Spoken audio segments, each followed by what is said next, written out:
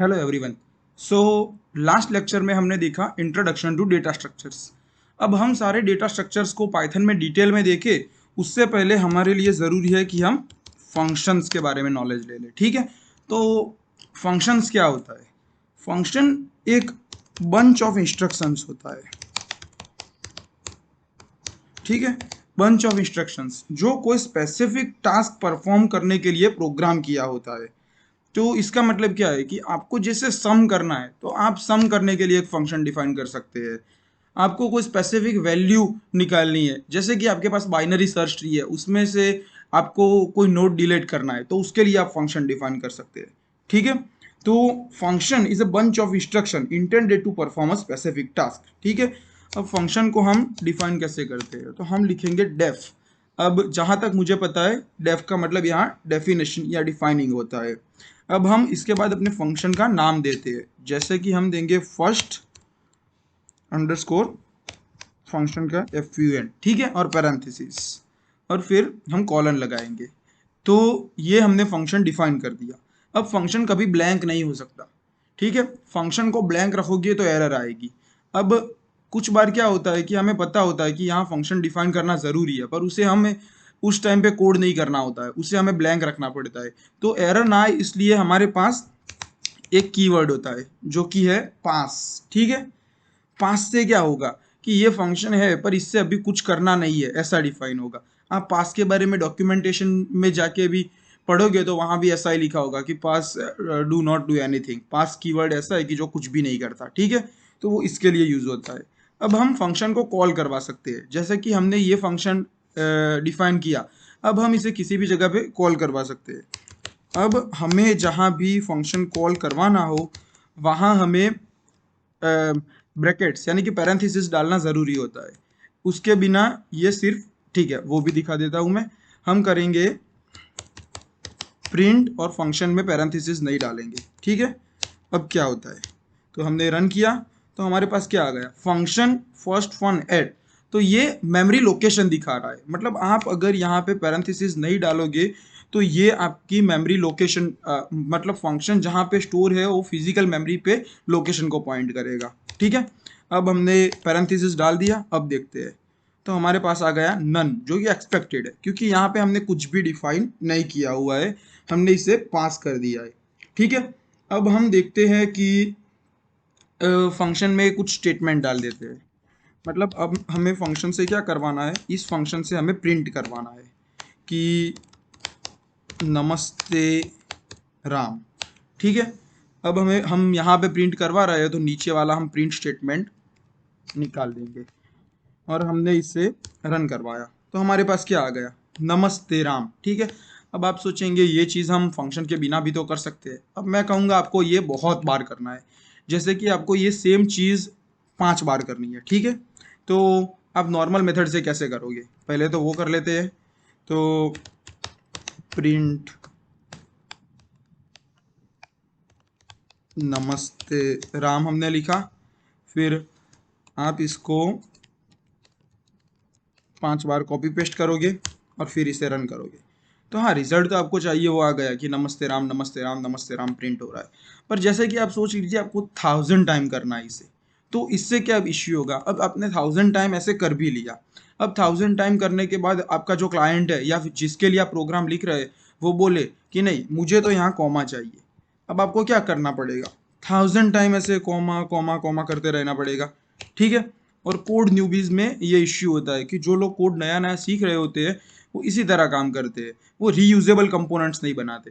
इससे अच्छा हम क्या कर सकते हैं? हमने फंक्शन डिफाइन कर दिया, अब हम फर्स्ट फंक्शन को हमने कॉल करवा लिया। अब हम 5 बार करते हैं, 1000 बार तो ऑब्वियसली नहीं करेंगे। ठीक है, हमने सेव किया, हमने रन किया। अब हमारे पास 5 बार यहाँ भी नमस्ते राम आ गया। तो आप कहेंगे इसमें भी 5 बार पेस्ट तो करना पड़ा, पर हाँ हमें कोई कहेगा कि कॉमा ऐड करना है तो हमने फंक्शन में कॉमा ऐड करके रन करवा दिया। एक ही कॉमा से हमें सब जगह पे कॉमा मिल गया। तो इसे हम कहते हैं कोड की रीयूजेबिलिटी। कोड की रीयूजेबिलिटी बहुत ही इम्पोर्टेंट चीज़ है। तो हमने समझ लीजिए कि ये क्या हुआ, रीयूज कोड विदाउट रिपीटिंग। हम कोड को रीयूज कर रहे रिपीट किए बिना। जैसे कि कोमा हमने किया, ठीक है।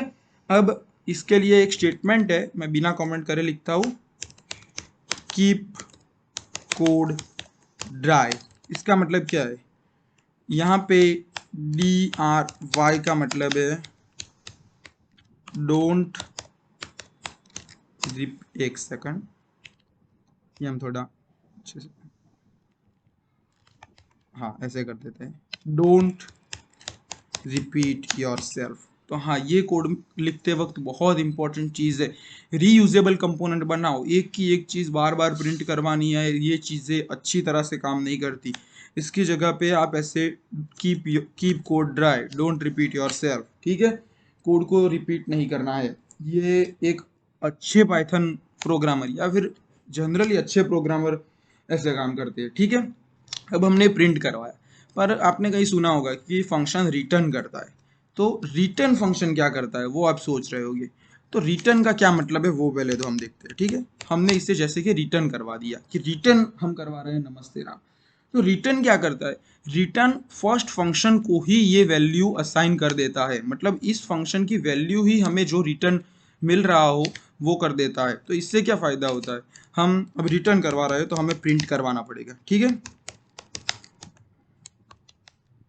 ये हमने रन करवाया, अब हमें मिल गया नमस्ते राम, ठीक है। पर इसमें क्या चेंज हुआ कि हमें प्रिंट क्यों करवाना पड़ा, कि फर्स्ट फंक्शन की ही वैल्यू अब नमस्ते राम हो गई है, मतलब रिटर्न ने फर्स्ट फंक्शन को ये वैल्यू असाइन कर दी जो कि रिटर्न स्टेटमेंट में डिफाइन की हुई थी। अब इससे क्या फ़ायदा होता है, हम आपने स्ट्रिंग पढ़ी थी, ठीक है। तो स्ट्रिंग में क्या होता है, हम स्ट्रिंग पे बहुत सारी अलग अलग मेथड्स डिफाइन कर सकते हैं। जैसे कि हम लिखेंगे x बराबर हेलो, ठीक है। और हम फिर प्रिंट करवा सकते थे एक्स डॉट अपर। अब हम एक्स डॉट अपर प्रिंट करवाएंगे तो हमारे पास ये कैपिटल में हेलो आएगा। तो रिटर्न करवाने पर हमें जो ये मिल रहा है ये भी स्ट्रिंग ही है। तो ठीक है, ये निकाल देते हैं। ये स्ट्रिंग मिल रहा है तो उस पर भी स्ट्रिंग की मेथड काम करनी चाहिए। तो ठीक है, हम अपर करके देख लेते हैं, हमने सेव किया और ये रन किया तो हाँ हमारे पास आ गया। तो इस तरह से आप स्ट्रिंग की सारी मेथड्स, लेंथ है जो अपर लोअर जैसे फंक्शन है, कैपिटलाइज है, उस सब चीज़ का यूज़ कर सकते हैं, ठीक है। तो इसीलिए रिटर्न बहुत इंपॉर्टेंट चीज़ है। मतलब आप अगर फंक्शन को इस तरह से लिखेंगे तो नॉर्मली यूज़ में आप रिटर्न का यूज़ करेंगे। आप जनरली प्रिंट को रिटर्न, मतलब आप लास्ट में प्रिंट नहीं लिखते, आप कुछ ना कुछ रिटर्न करोगे जिससे आप उसका सीधा यूज़ कर पाओ, ठीक है। तो अब हम पैरामीटर्स देख लेंगे। मतलब आप सोच रहे होंगे कि यहाँ पे इस ब्रैकेट दिया हुआ है उसमें कुछ आएगा क्या, हाँ तो आएगा। वहाँ पे हम पैरामीटर्स डाल सकते हैं। अब पैरामीटर्स क्या होते हैं, जैसे कि हम एक ऐसा फंक्शन बना रहे हैं जो a और b दो वैल्यूज को ले और उनका सम रिटर्न करे, ठीक है। अब सिंपल रखने के लिए c is equal to a plus b मैं कर सकता हूँ, आप सीधा रिटर्न a प्लस बी भी कर सकते हैं। और हमने रिटर्न किया c, ठीक है। अब हम क्या करेंगे, तो यहाँ पे जैसे x इज इक्वल टू 10 है मेरे पास, y इज इक्वल टू से 6 है, और मुझे अब 10 और 6 का सम करना है। तो हमें पता है कि फर्स्ट फंक्शन सम रिटर्न करता है उसमें दिए गए दो नंबर्स का, ठीक है। तो यहाँ पे हमारे पास नाम है x और y, तो हम x और y डाल देंगे, उसे सेव किया हमने और हमने रन कर दिया तो हमारे पास 16 आ गया। तो ठीक है, इस तरह से आप फंक्शन में पैरामीटर्स भी डिफाइन कर सकते हो, जो आप ब्रैकेट में डाल देंगे वो पैरामीटर्स हो जाएंगे। और उसके नाम बदल के, मतलब वो पैरामीटर्स हमने सिर्फ डिफाइन किए कि यहाँ दो नंबर आएंगे।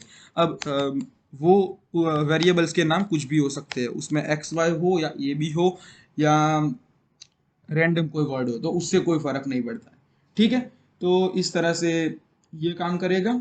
अब हम देख लेंगे कि चलिए एक और चीज़ देख लेते हैं। हमने अब देखा यहाँ पे जैसे कि हमारे पास फर्स्ट फंक्शन में दो पैरामीटर्स है। अब पैरामीटर्स के बिना हम रन करें तो क्या होगा, तो पैरामीटर्स के बिना हम रन करें तो हमें बहुत बड़ी एरर दे रहा है। एरर तो यही है कि missing two required positional arguments a and b, ठीक है, कि यहाँ पे आर्ग्यूमेंट्स होने चाहिए। तो हम क्या कर सकते हैं, इसके लिए डिफ़ॉल्ट वैल्यू डाल देंगे, ठीक है।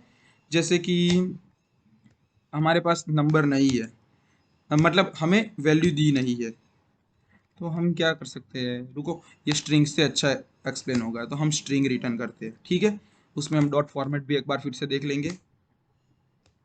तो उसके लिए हम यहाँ पे, ठीक है, ग्रीटिंग्स और नेम नाम के 2 पैरामीटर डालते हैं। तो हम जैसे कि ग्रीटिंग्स में है नमस्ते, नेम में है राम, तो हम नमस्ते राम ऐसा लिखना चाहते हैं विद कॉमा।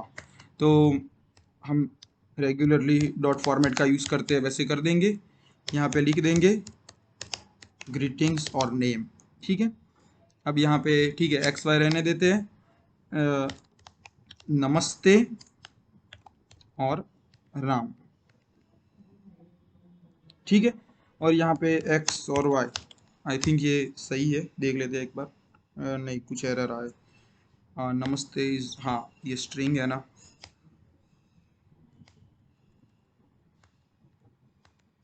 देख लेते हैं अब। हाँ, नमस्ते राम हमारे पास प्रिंट हो गया।